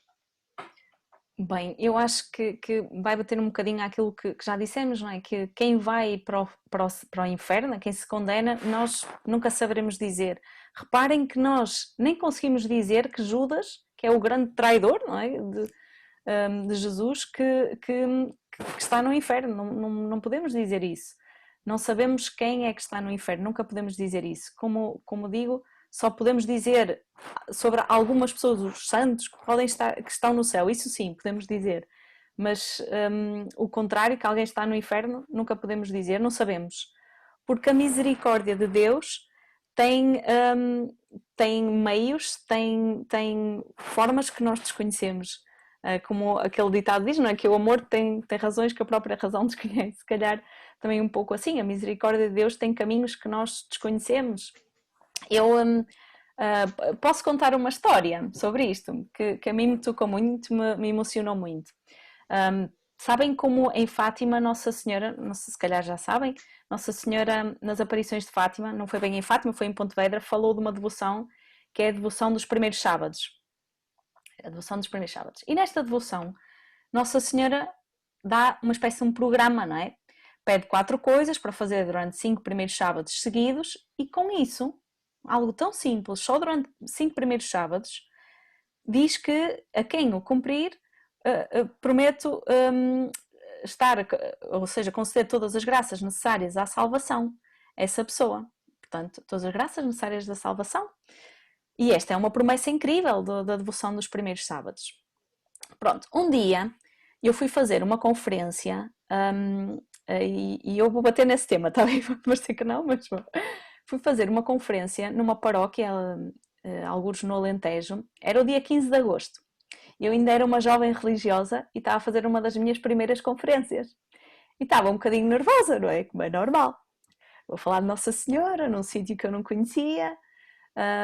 E quando chego lá, está meia dúzia de gente só no primeiro banquinho, estou a ver. E eu, pronto, está bem, tudo bem. E lá começo a falar de Nossa Senhora e a dada altura o Sr. Padre levanta a mão. Eu estava a falar também dos primeiros sábados e da devoção a Nossa Senhora. Ele levanta a mão, o Sr. Padre, e diz: irmã, posso interromper? Eu fiquei assim muito atrapalhada a pensar: o que é que ele disse de mal? Estou a ver, disse alguma asneira, alguma coisa que não correu lá muito bem. E ele levanta-se, vai lá para a frente e diz assim: só quero contar uma história. Então começa a contar uma história e diz que, e conta ele, e eu a assistir, tá bem? Ele a dizer que um dia tinha um encontro de vários sacerdotes da Península Ibérica em Barcelona. E ia de carro para Barcelona. Ia de carro e, algures no caminho, viu um acidente de moto e achou que, e como é o dever, não é? Parou para ver o que poderia fazer. E quando parou, achou que o jovem que estava na moto que ainda se mexia, certo? Estava-se a mexer, estava deitado no chão, mas ainda se mexia, então deu-lhe a absolvição geral naquele momento e partiu, certo? Partiu para Barcelona. Em Barcelona encontrou um colega também daquela zona, encontrou lá esse colega e contou-lhe o que é que se passou. Olha, nem sabes, quando eu vinha pelo caminho encontrei um acidente e dei a absolvição a um jovem que estava numa moto, não sei o que é que lhe aconteceu. E o colega disse assim: olha, nem me digas uma coisa dessas, então uma paroquiana minha acabou de perder o filho nessas mesmas circunstâncias. Queres ver que era o filho dela? E ele disse: olha, então diz-lhe, de certeza, porque se era dessa zona, de certeza que era o filho dela, diz-lhe que lhe dei a absolvição. É sempre um consolo, não tira a dor de perder um filho, mas é um consolo saber que recebeu a absolvição. Pronto, voltaram às suas casas e muito tempo mais tarde este padre, e isto ele contava ali, né, naquela igreja, dizia que recebeu uma carta da mãe deste jovem a dizer assim: obrigada, Sr. Padre, por ter dado a absolvição ao meu filho. Eu sabia que ele ia ter as graças necessárias à salvação porque eu fiz com ele os primeiros sábados. E este padre ele dizia ali, naquela noite, fazia assim e começou a ficar emocionado e dizia: eu não gostava nada de Fátima e a partir daí quis saber tudo acerca de Fátima e é por isso que a irmã está cá hoje. e terminou assim. E eu estou a contar esta história porque, de facto, não sei qual foi a vida daquele jovem desde que tinha feito os primeiros sábados com a mãe. E pode ter sido muito santa ou não é? Ou não. Mas, naquele momento em que ele estava a morrer e acabou por morrer, um sacerdote passou e deu-lhe a absolvição. E isto é incrível e mostra-nos isto mesmo, como Deus às vezes tem meios, tem formas de tocar a vida das pessoas e de resgatar incríveis. Deus é muito mais criativo do que nós também. Isso sim. E portanto, aquilo que o Papa Francisco provavelmente quis dizer é isso, é que Deus E Deus ouve as nossas orações e não podemos esquecer isto, que é o quanto a nossa oração uns pelos outros, enquanto a nossa vida entregue, o quanto a nossa esperança e o nosso amor podem ser salvíficos para gente que nem conhecemos, o quanto não pode ser sustento, portanto eu acho que eu diria a mesma coisa que o Papa Francisco também por isto, porque, de certeza, Deus tem a sua forma criativa e Deus ouve a oração de um filho, de uma mãe, enfim. Nós sabemos o que diz a Igreja e sabemos que é a verdade, mas mais preocupados de quem vai para o céu, quem vai para o inferno, é entrar nesta onda, que eu acho que deveria ser a nossa grande preocupação, entrar nesta onda para que ninguém vá para o inferno. Não estar, porque nós nunca, é isso que a irmã diz. Agora nós sabemos o que diz o Catecismo da Igreja Católica, acho que já o citei aqui num dia, que é o número 1035, quem morrer em pecado mortal, se não tiver ninguém interessado por ele, se nada houver, vai para o inferno. É isso que diz a Igreja, não vou estar a negar o que diz a Igreja, é claríssimo. Agora, mais preocupados quem vai para o inferno ou quem vai para o céu, se nós todos queremos este estado de felicidade e se somos verdadeiramente Igreja, vamos nos preocupar em, vou ousar dizer isto, tornar todas as coisas sagradas, e tornar todas as coisas sagradas é fazer sacrifícios, mais oração, não só por mim, mas para que ninguém vá para o inferno. Pronto. Eu acho que é inverter as coisas. Porque às vezes nós, sim, se calhar eu em muitos funerais disse coisas para consolar a família e nunca disse, olha, este está condenado. Não. Às vezes até era mauzinho ou mazinha, mas sei que havia muita gente a rezar por ele e até a própria mulher rezava por ele ou por ela.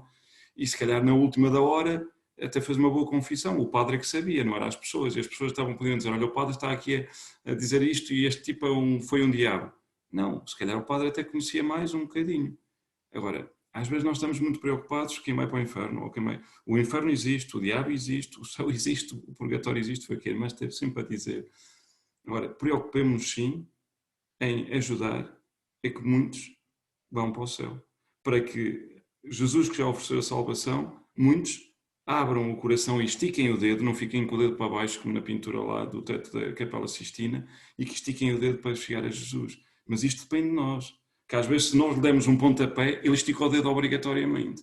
Um pontapé na oração, um pontapé num sacrifício, um pontapé na bondade, na misericórdia, sei lá. Mas eu acho que é este o desafio hoje para estes jovens e para mim, padre, e para a irmã também, é este. Desculpa interromper. Eu também acho que Nossa Senhora diz um pouco isso quando diz que há muitas almas que vão para o inferno porque não há quem reze e se sacrifique por elas. Reparem, ela não diz há muitas almas que vão para o inferno por pecarem muito ou por serem muito maus ou por... Isso tudo existe e obviamente que é em tudo o que não nos configura com Deus que nós nos afastamos dele, não é? Isso é claro. Mas ela sublinha antes isto, que é porque não há quem reze e se sacrifique por elas, que foi o que eu tentei dizer aqui, é que às vezes nós podemos, ou seja, a questão do inferno pode causar em nós medo, mas o que eu acho que é uma alternativa é, em vez de nos causar medo e fazermos as coisas por medo, que nos causa antes este desejo de, como a Jacinta, não é? De levar a todos para o céu.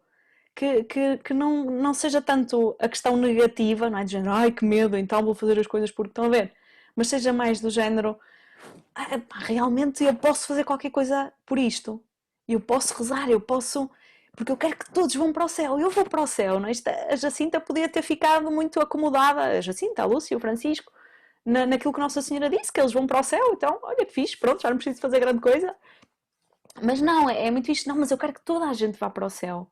Eu quero que toda a gente vá. Então que a questão do inferno não seja mais assim, medo, ai que horror, e como é que é possível e tal. Mas mais isto, eu posso fazer qualquer coisa por isso, então vamos a isso. Então vamos lá rezar, vamos lá, porque vamos todos para o céu, queremos ir todos para o céu. Que seja mais por aí. Mas, irmã, essa ideia da eternidade no céu, acho que é uma ideia que é maravilhosa, não é? Para pensar que temos um lugar onde podemos estar para sempre. não é? Um lugar onde não há sofrimento, onde tudo é bom. Mas eu, por exemplo, eu vejo aqui no Evangelho de São Mateus, no capítulo 22, Cristo diz: muitos são chamados, poucos os escolhidos. E depois, ainda pior que isso, no capítulo 7, nos versículos 13 e 14, diz: entrei pela porta estreita, porque larga é a porta e espaçoso o caminho que conduz à perdição, e numerosos são os que por aí entram. Estreita, porém, é a porta e apertado o caminho da vida, e raros são os que o encontram. Não é muito assustador esta promessa de Cristo? Não é que... Mas talvez isso também entre um pouco na mesma linha do que dizia aquele teólogo Franco Manzi, não é? Nos oráculos da Bíblia, que às vezes Deus faz ameaças que não quer cumprir, dizia este teólogo. E vemos isso constantemente no Antigo Testamento, não é? Deus a dizer que vai destruir, mas depois, como é muito caricato, eu acho aquele pedido de Abraão que Deus não destrua a cidade onde vivia Lot, não é?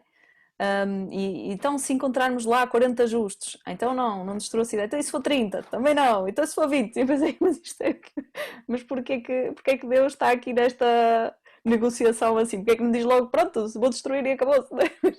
ou não vou destruir. Que eu acho que isso que Jesus diz entra muito nesta linha da pedagogia de Deus.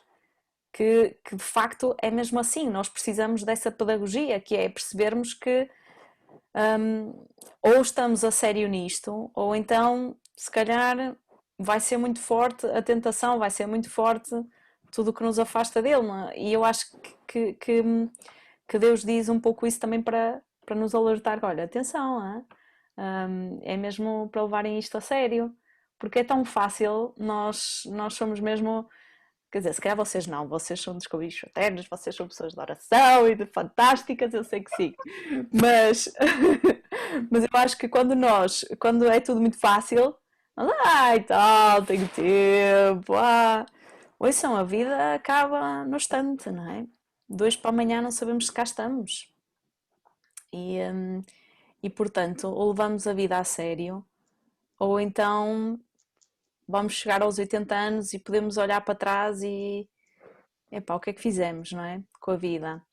E acho que é essa forma que os evangelhos nos apresentam de falar destes eschatos, talvez tenha um pouco a ver com isto, com esta pedagogia de Deus, de nos alertar. Como também vemos na mensagem de Fátima, também vemos muito isto, quer dizer, de facto, e nós vemos pelo que eu li que a Jacinta ficou horrorizada com o inferno, quer dizer, a Lúcia usa esta expressão, quase se definhava, quer dizer, mas ao mesmo tempo é uma mensagem onde, se nós olharmos bem para ela, está cheia de céu, cheia de luz, é muito mais forte o céu e a luz e isto, quer dizer, Nossa Senhora diz, sim, vão para o céu, quer dizer, mas de facto Deus aqui também usa dessa pedagogia, um pouco deste oráculo do inferno para também nos dizer, olhem, isto é mesmo a sério, se converterem muito bem, se não, se vos emendarem muito bem, se não, se consagrarem, vão, se não é? Não sei, é um pouco, a minha perspectiva é um pouco esta. Que isso faz parte da pedagogia, se calhar, de Deus, o que não acho que queira dizer necessariamente que há mais gente no inferno do que no céu, não é? Porque a porta é estreita para o céu, então passam mais para o outro lado. Não acho que queira dizer isso. Acho que isso nós de facto não podemos dizer, não é? Há teólogos que dizem que o inferno está vazio, porque Jesus desceu aos infernos. Mas isso nós não sabemos dizer. O que sabemos é que é uma possibilidade. Isso é que nós temos que ter em conta, que de facto não é automático, porque às vezes nós temos um pouco esta ideia que é assim, então se depende da minha liberdade, quando eu morro, não é? Vou estar diante de Deus, será possível eu escolher o céu? O inferno, desculpem, será possível escolher? Obviamente que vou escolher o céu, certo? Mas não é assim tão automático, essa é que é a questão, é que eu posso estar tão identificada, tão envolvida naquilo que não é de Deus, posso estar estão a ver, que naquele momento não é uma questão só simples de escolha como eu escolho, sei lá, pão com queijo ou pão com fiambre, estão a ver? Não é só assim. É uma escolha que é fruto de um caminho que eu faço. O que eu faço na Terra não é, ou seja, não é completamente independente do que depois me acontece na eternidade, não é? A minha vida aqui já é um caminho, lá está, já é uma preparação. Logo, eu tenho que perceber que existe esta possibilidade de eu chegar àquele momento e estar tão... E se calhar não ter as tais ferramentas que Deus dá, os meios que Deus dá, dos quais a oração, dos outros e tudo mais, que pode existir essa possibilidade. Então tenho que levar a sério a minha vida. Então tenho que, se calhar, aproveitar todos os bocadinhos para... Pronto, para viver já este céu na Terra e que nós temos esta possibilidade, não é? Isabel da Trindade dizia isso. Encontrei o meu céu na Terra. Que coisa incrível. E o Francisco vivia assim, vivia envolvido naquela luz, já estava naquela luz, já era tudo céu. E nós podemos viver assim, não quer dizer que seja tudo fácil, não quer dizer porque pronto, somos seres humanos e ainda estamos sempre a caminho, é verdade. Mas podemos viver já dentro dessa luz, podemos viver já unidas a Jesus, não é? Unidos a Jesus. Então penso que é um pouco isso, ou seja, é uma boa pergunta e faz todo sentido, de facto Jesus diz isso, a porta é estreita, mas penso que é pedagogia de Deus para também nos alertar para isto, porque senão facilmente nós facilitamos, facilmente nos desleixamos. Estão a ver como aquelas pessoas que eu tenho um trabalho para daqui a 2 meses, passa um mês e ainda não fiz nada, passa mais 1 mês e meio e ainda nada, uma folha em branco, chega aos últimos 2 dias, faço tudo, estão a ver? Isso acontece qualquer coisa naqueles últimos 2 dias. Ou seja, levarmos a nossa vida a sério a partir de já. Sim, é verdade que Fátima fala muito do céu, mas digamos, se não houvesse segredo, e se olharmos para as 3 partes do segredo, o primeiro a visão do inferno, o segundo um aviso, não é, um castigo, e o terceiro algo que nós ainda não percebemos muito bem o que é, mas não é nada de bom. Não é? Isto faz-me lembrar um pouco uma criança que só aprende se for ameaçado, se for castigado, ou até se levar umas palmadas, não é? E acho que nós cristãos também funcionam um pouco assim connosco, se não formos ameaçados, nós deixamos andar e para nós está tudo bem. Mas repara, uma coisa muito importante que nós não podemos esquecer é que aqui não é tanto... Eu acho que nós não podemos esquecer que esta ameaça do céu, do inferno, do céu não é ameaça, né? Mas... a ameaça do inferno vem depois da promessa do céu, ou seja, primeiro eles já sabem que vão para o céu quando vem o inferno, já sabem que vão para o céu, não é? Já sabem que são eternamente amados por Deus, já sabem, já estão envolvidos nisso. E eu acho que aqui é um pouco, não é tanto aquele castigo de Deus ou aquela ameaça, é mais mostrar a possibilidade, não é? É dizer assim, olha, isto pode acontecer, não é? Olhem isto, olhem o céu, não é melhor, olhem esta vida com Deus e eu acho que Deus é mais, mostra primeiro isso, olhem, amo-vos totalmente, dou o meu filho por vocês. Deus fala-nos assim, não é? Primeiro fala-nos do céu, envolve-nos na luz, fala-nos da ressurreição, dá-nos o batismo, dá-nos a vida, dá-nos capacidade de o conhecer e de o amar, mas depois confronta-nos com a nossa liberdade e com, não é? E diz-nos, olhem, mas cuidado, porque pode acontecer isto, não é? Pode acontecer de se afastarem de mim de tal maneira que depois já não me conhecem. Não é? Que é o que diz Jesus, quando não os conheço, não é? Quando fala da parábola das virgens, não é? Alguns não estiveram comigo, não me conhecem, eu não vos conheço.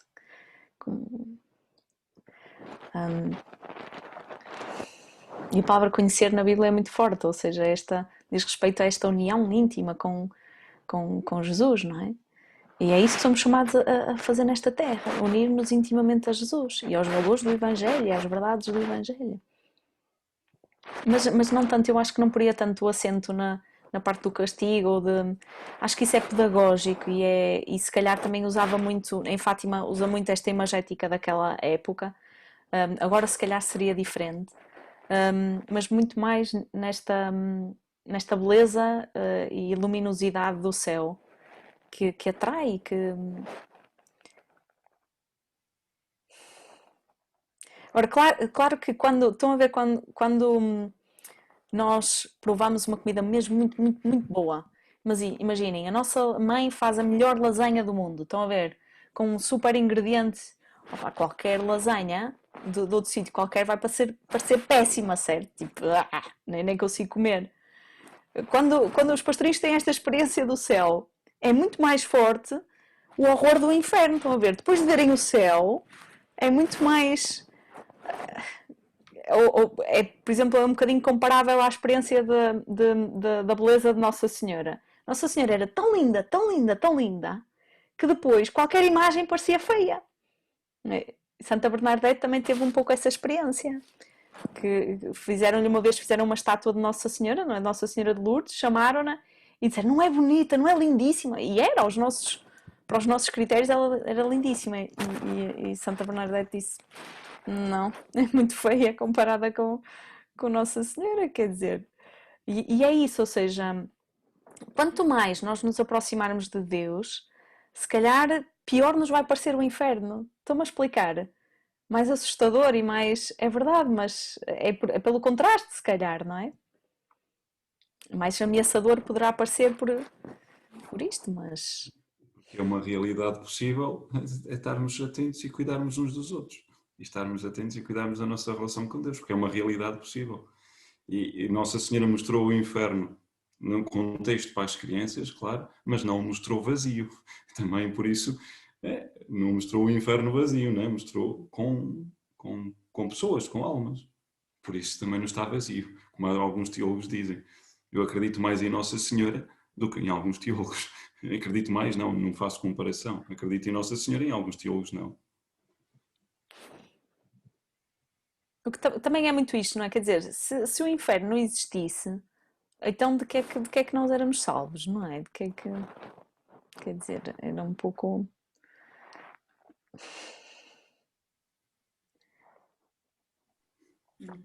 Não sei se alguém tem mais alguma questão. Tenho uma questão. Boa noite. Boa noite. Quando uma pessoa morre e porventura vai parar ao inferno, essa pessoa deixa de ter para sempre contacto com Deus?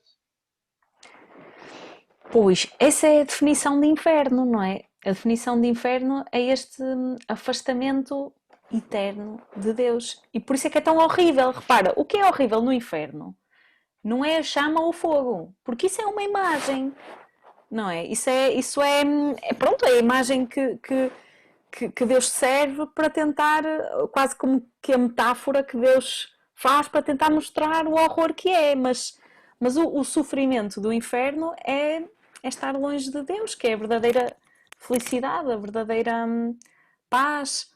O inferno é mesmo isso, é quando eu percebo que não há esperança, que já não há esperança. A ausência de esperança é isso, é pensar, nunca vou estar, nunca, não tenho Deus e o sofrimento que isso é, não é? Ok, obrigada.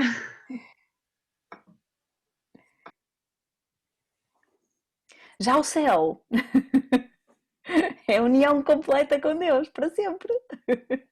Que a Lúcia dizia isto à Jacinta, não é? Ela dizia, o inferno nunca mais lá sei. E a Lúcia dizia-lhe, não, nunca mais.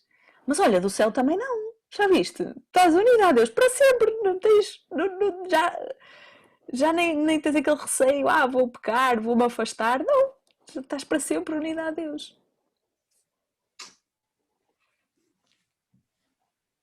Se ainda tiver tempo, eu queria agradecer à irmã Clara a sua intervenção e queria fazer-lhe uma pergunta e talvez também pedir-lhe uma partilha. A pergunta vai mais no sentido, desta questão do purgatório, acho que ainda é a coisa que mais nos, não sei, causa dúvida ou que nos inquieta. Não sei se a irmã podia, pronto, sei lá. o que me vai mais na cabeça é esta questão do e quanto tempo as pessoas podem ficar lá? Existe alguma coisa que percebe? Não sei se, se percebe a minha questão. E depois a outra coisa que lhe queria pedir era que partilhasse connosco um bocadinho, se assim o entender, claro. Sei lá, durante a sua vida, se já pensou as coisas que muitas vezes nós pensamos que é. Eu sei que não é isso que interessa e concordo com a irmã que não é o nós pensarmos como é que vai ser lá que nos deve condicionar a nossa conduta, mas já imaginou como é? Sei lá, porque eu sei que muitas vezes temos aquilo que a irmã dizia de cairmos na tentação de sermos muito geográficos, não é? E de imaginarmos, ai, como é que é? Será que eu estou sentada numa nuvem? Ou será que tenho uma casinha? Pronto, eu agora estou a ridicularizar, mas é verdade. Que às vezes é um bocadinho isso que nos passa pela cabeça. Sei lá, será que eu vou ver os meus irmãos, os meus pais? Será que eu vou conhecer as pessoas? Será que as pessoas com quem que eu amo estão lá também? Pronto, não que eu sei que a irmã provavelmente não me vai dar uma explicação, não é? Não vai dizer, eu li no livro que diz assim. Mas sei lá, tenho curiosidade de saber, sei lá, se já se pôs estas questões, como é que vê estas coisas. Olha, então, sobre o purgatório, só dizer isto que de facto o purgatório às vezes pode nos assustar, mas é um lugar, digamos, um estado, não é? Bom. Porquê? Porque há esperança. Eu sei que no purgatório já não há possibilidade de eu ir para o inferno, estão a ver? Eu vou para o céu. Ou seja, o purgatório é um estado de purificação, é assim que nós entendemos. No fundo é dizer assim, nós podemos pensar assim, quando eu morro, das duas uma, ou vou para o céu ou vou para o inferno. No céu, só se for santa, não é? Então, se fosse só mesmo céu ou inferno, digamos, ou eu era mesmo santa quando morria, ou então ia para o inferno. Estão a ver? Isto era muito dramático, de facto, não é? Pronto, mas o que nós acreditamos, e fala-se isso nos evangelhos, lá está, daquela, como eu disse no início, não é? Na imagem do tal fogo purificador, ou desta ideia de que no outro mundo também podem ser perdoados os pecados podem ser perdoados neste mundo ou no outro, nós percebemos então que existe este estado intermédio, um estado intermédio antes do céu, onde eu posso ser purificada. Para mim faz muito sentido, porque imagina, eu quero ser igual a Jesus, não é? Ser santo é ser igual a Jesus. Então eu também não quero ir para o céu sem ainda ser igual a Jesus. Não sei se me faço entender. Só, pá, se tem que ser purificada, que seja purificada, mas se posso ser igual a Jesus, então que seja purificada, se há essa possibilidade, então que seja, não é? Que seja isso, que seja purificada e que depois vá para o céu nesta glória dos ressuscitados, porque no céu não há maiores ou menores, não é? Então, se calhar todos temos que passar por essa purificação. Já podemos passá-la cá de muitas formas, não é? E a purificação não tem que ser necessariamente uma coisa má, uma coisa... Reparem, por exemplo, se eu tenho um vício, sei lá, pensar agora num vício, não é? De qualquer coisa, não é? Se eu tenho aquele vício mau, um vício mau, estão a ver? Agora não me está a vir nenhuma ideia, mas vocês estão a perceber o que eu quero chegar, não é? E quero me purificar disso, não é? E deixo de ter esse vício. É uma purificação. E é uma coisa boa, certo? Deixo de ter aquele vício. Eu sou viciada em chocolates. Como chocolates? Isso é o pecado da gula, não é? Faz mal à saúde, gasto dinheiro em chocolates e na comunidade mais ninguém tem chocolates, vamos supor, não é? Aquele processo até me ver livre daquele vício é uma purificação. Mas não é uma coisa negativa, estão a ver? Não é... Ajuda-me a ser melhor, ajuda-me a ser mais livre, ajuda-me a estar completamente disponível para Deus. Ou seja, o purgatório é uma coisa boa, é um estado de purificação.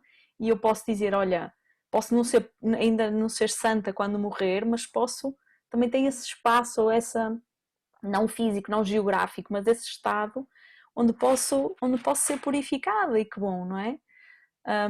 Isto por um lado. Agora, a questão do tempo, em Fátima falava-se disso naquela altura, ainda havia muito esta questão do tempo que se está no purgatório. Pronto, isto a Igreja tem atravessado várias fases, mas agora já não se fala em tempo. Depois da morte nós assumimos que é outra lógica, já não estamos a falar do tempo da forma como nós o temos agora, aqui na Terra. Portanto, não podemos dizer se são dias, se são meses, se são anos, se é muito pouco tempo, isso não sabemos dizer.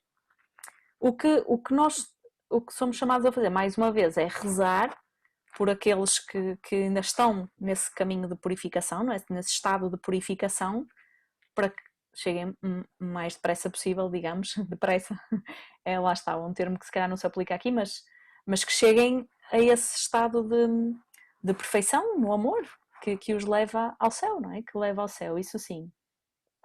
Quanto à questão, se eu já imaginei o céu, já imaginei muitas vezes.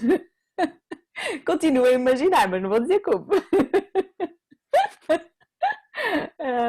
Mas sabem, eu acho que claro que nós temos que ter esta ideia de que toda a nossa imaginação sobre o céu será sempre uma comparação muito pobre, mas por que não às vezes imaginarmos o céu e também que isso nos ajude a desejá-lo mais e a não sei lá, se eu gosto muito de praia, a imaginar o céu cheio de sol e de mar e de praia e Jesus lá a aparecer. Por que não? Mas claro que qualquer imaginação fica muito aquém da realidade. A realidade é muito melhor do que a imaginação. Isso sim. Mas também podemos imaginar, por que não? Por que não? Obrigada, irmã. Nada.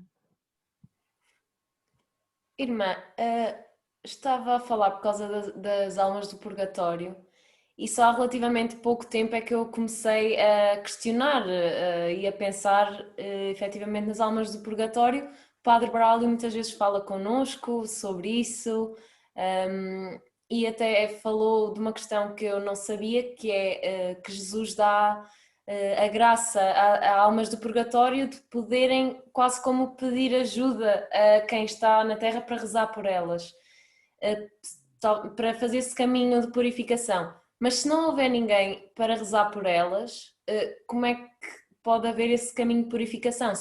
Ele só acontece se nós na Terra rezarmos pelas almas ou lá também há um caminho? Bom, primeiro só dizer que claro, estamos a falar das tais coisas que nós, como não conhecemos, como ainda não passamos por lá, não sabemos, não é? Não sabemos bem como é que é. Mas há uma coisa fantástica na nossa Igreja. A Igreja é um dom precioso para nós. E a Igreja é mãe de todos, certo? A Igreja é mãe de todos os membros da Igreja, mas também a Igreja existe como povo para toda a humanidade, como o povo de Israel. Era o povo escolhido e podíamos pensar, era um povo especial e os outros não, então Deus amava aquele povo e os outros não. Não, era escolhido para estar, para existir em favor também de todos, não é? E a Igreja existe também em favor de toda a humanidade, não só dos que fazem parte da Igreja, não é? Pronto, e uma coisa fantástica da nossa Igreja é que a Igreja, na liturgia reza sempre em alguma altura por todas as almas do purgatório, ou seja, há sempre quem reze pelas almas do purgatório, certo? A Igreja é sempre esta mãe também que reza, e aliás há um dia do ano que é por todos os fiéis defuntos, portanto todos estão incluídos, que é um dia fantástico, não é? Em que estamos a rezar por todos os que já morreram. Existe o dia de todos os santos, que são os tais que já estão no céu, mas existe o dia dos fiéis defuntos, que é para todos os que morreram e não sabemos se estão no céu ou se não, não é? Repara que não há nenhum dia pelos que estão no inferno, de rezar pelos que estão no inferno. Porquê? Porque já sabemos que é eterno, não é? Agora, existe o dia em que rezamos por todos os fiéis defuntos. Portanto, não se põe essa questão de haver alguém por quem nunca ninguém reza. Pronto, de qualquer das maneiras, claro que existe sempre esta possibilidade de nós rezarmos. E eu acho que aí temos que aprender uma coisa que é importante, se calhar, para tudo na vida, que é sermos dóceis ao Espírito Santo. Irmos discernindo, irmos estando atentos ao que o Espírito Santo também nos vai dizendo, nos vai suscitando na nossa vida. E eu acho que também por aí Deus às vezes suscita o desejo de rezar. Reparem que em algumas das nossas casas, aqui na nossa casa em Fátima, também muitas pessoas pedem-nos intenções de missas e celebramos pelas intenções. E ainda hoje rezamos pela intenção de uma colega minha médica que se suicidou. Rezamos hoje pela alma dela, que se suicidou no dia 24 também. Pronto, isto para dizer que também Deus vai suscitando de diferentes formas, em diferentes pessoas, este desejo de rezar por alguém, não é? E muitas vezes, nas nossas casas ou no sítio onde estamos, aparecem pessoas com intenções que as próprias pessoas dizem assim, olha, eu não sei muito bem, mas não sei, hoje queria fazer aí um trintário de missas pelas almas de purgatório, ou queria fazer um trintário de missas por aquela pessoa que soube da morte dela e me tocou, ou seja, o Espírito Santo também vai suscitando isto, não é? Quer dizer, Deus é Pai e também vai cuidando de todos nós, inclusive é dos que estão no purgatório. As pessoas que estão no purgatório também não estão ali a lutar, tipo, Deus esqueceu-se delas e elas estão ali a pedir orações e a tentar, estás a ver?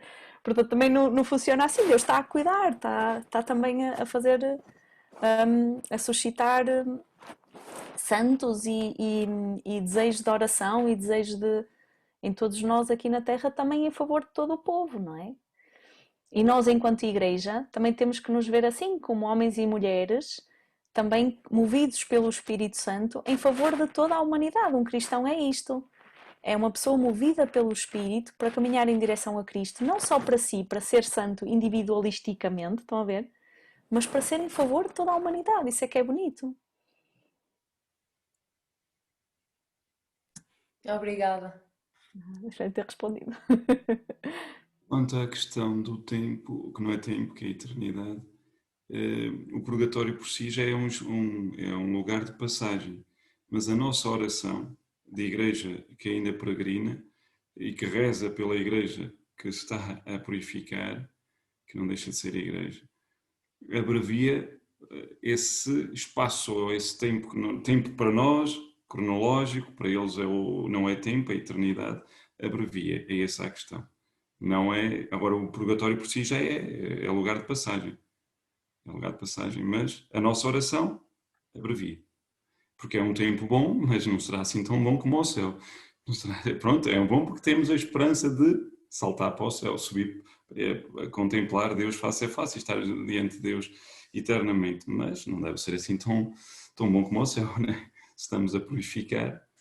O purgar já em si, a palavra já implica algum sofrimento. Sim, o que é fascinante podermos rezar também, ou seja, não estarmos só à espera que os santos intercedam por nós e nós a pedir coisas aos santos, estão a ver? Mas também podemos nós fazer qualquer coisa por aqueles que morrem, também podemos intervir e isso é incrível, não é? Sim, por isso é que se calhar estávamos aqui a comentar, se fala da comunhão dos santos, nunca tinha pensado, porque nós pedimos intercessão aos santos, mas nós também podemos rezar por quem já não está aqui, então acabamos por estar todos a rezar uns pelos outros, no fundo.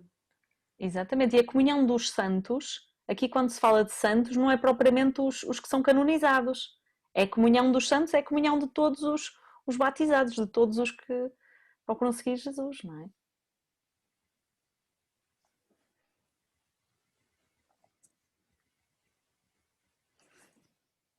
É mesmo isso que diz o número 1475 do Catecismo da Igreja Católica.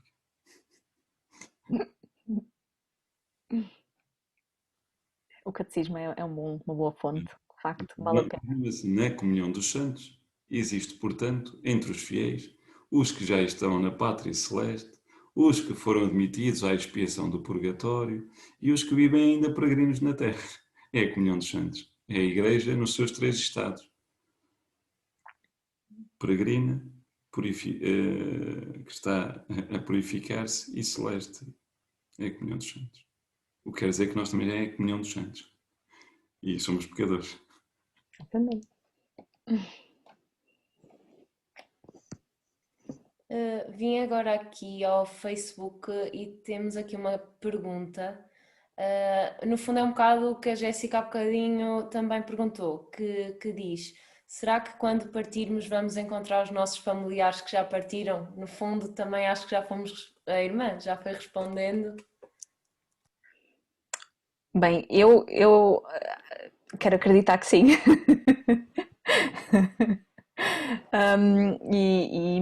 E quer dizer, sabem que das coisas mais bonitas para mim é a relação de Jesus e de Nossa Senhora, não é?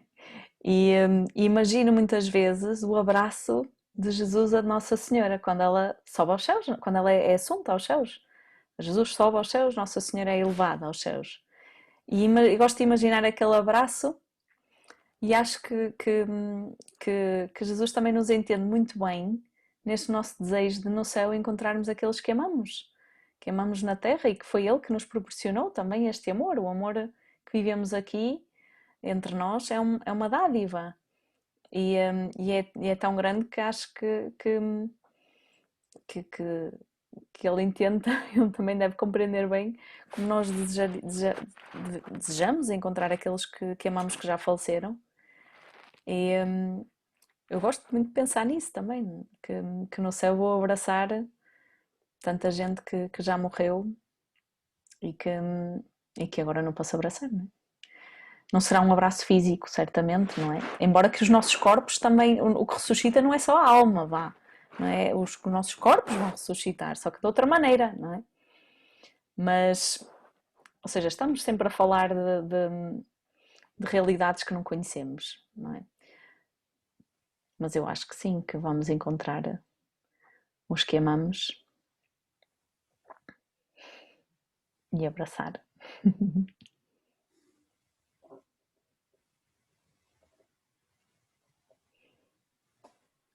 Não sei se mais alguém quer perguntar mais alguma coisa, se não para depois avançarmos.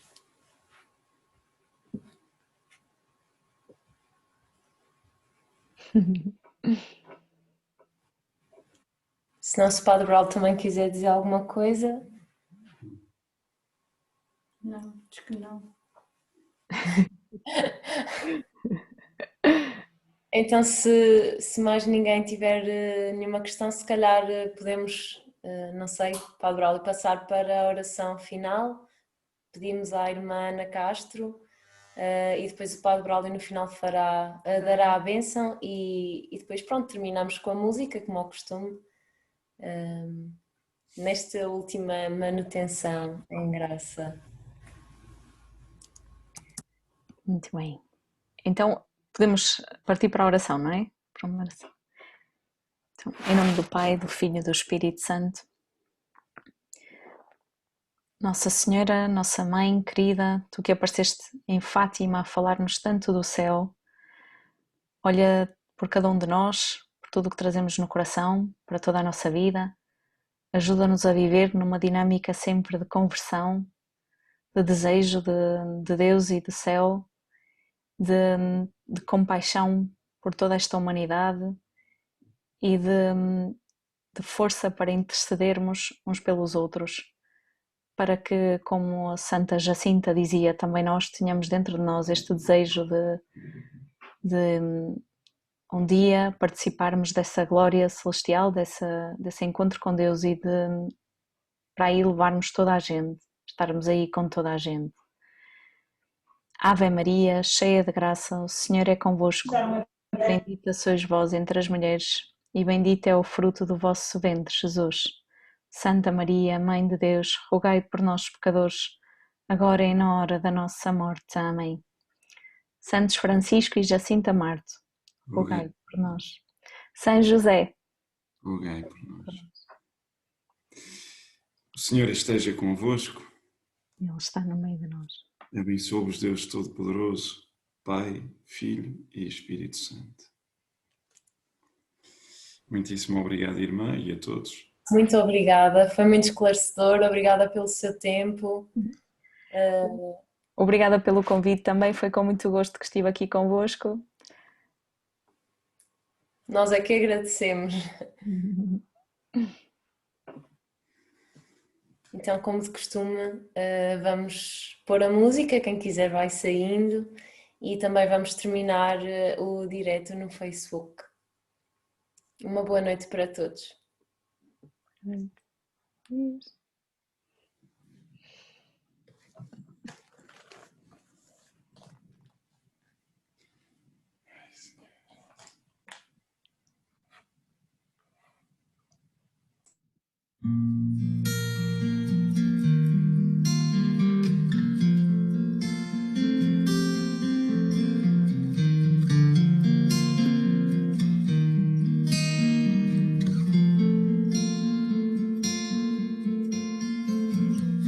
Minha mãe um dia perguntaste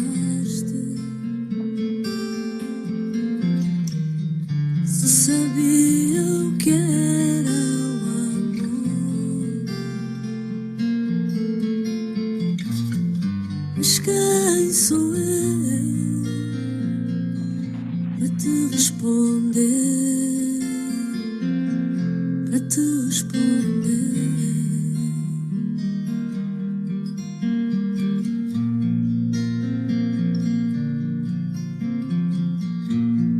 Pouco sei sobre amor. Não sei se muda a vida ou se lhe dá cor. Mas tenho a certeza no meu coração, no meu coração.